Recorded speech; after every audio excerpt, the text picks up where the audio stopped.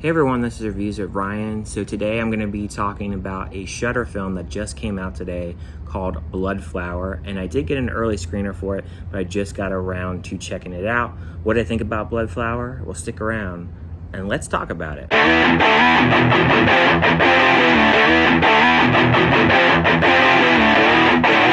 So Bloodflower is about this young boy who is a young apprentice, and he has these supernatural abilities that he's trying to suppress, and he's trying to fit in with other kids.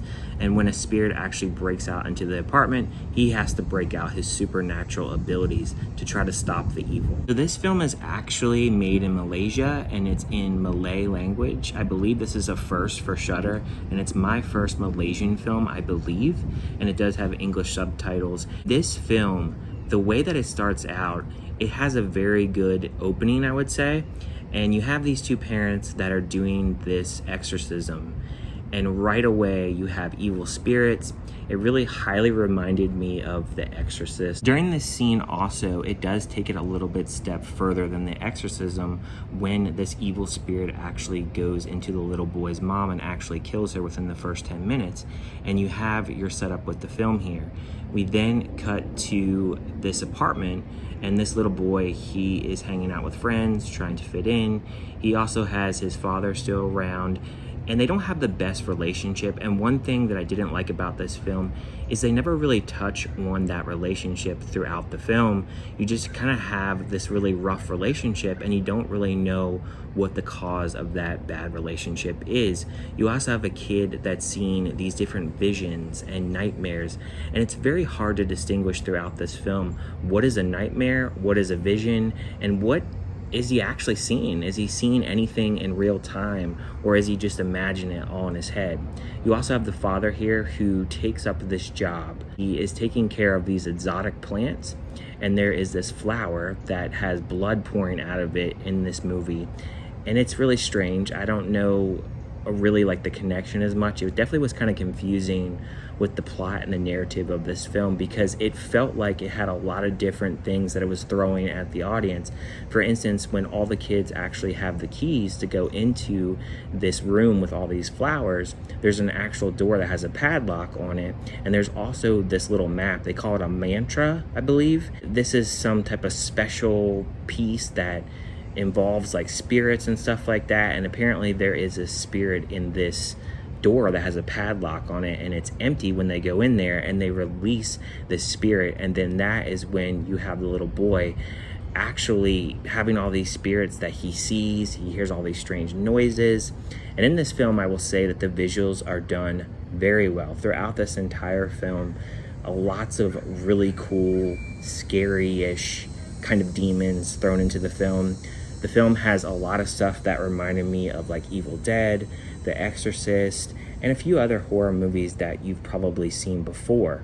Now, even though there is some strong visuals, there are a few visuals that were lacking. There is one point in the film where there is a monster that they use this stop motion animation, which could have worked if it was really good, but it looked really cheesy in the film. But there's also some really other strong visuals in the film that really made me go, wow, I did not expect that. And I did appreciate that about the film. But the biggest problem with this film is it's an hour and 36 minutes, and it feels very long. After about an hour into this film, I felt myself getting really bored with the film. There's also just not a very strong narrative with the film. It throws a lot of visuals, which, like I said, they're very good, but the problem is you have to have a story that really aligns, and I felt like there were a lot of things that they were throwing at the audience, but they didn't really have much of a story to really tell.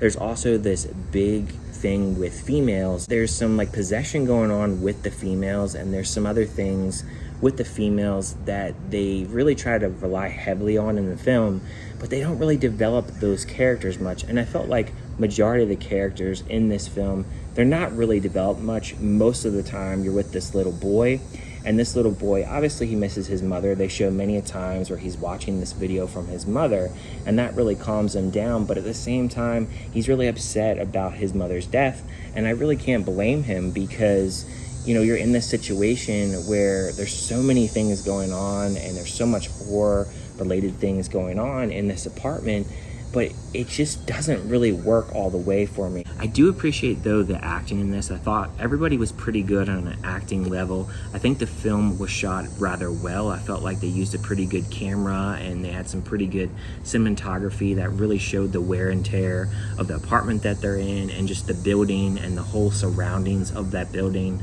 I found that at points the camera work, it was done very well with some very unique angles and some very scary suspense kind of moments that they did build that atmosphere within the film.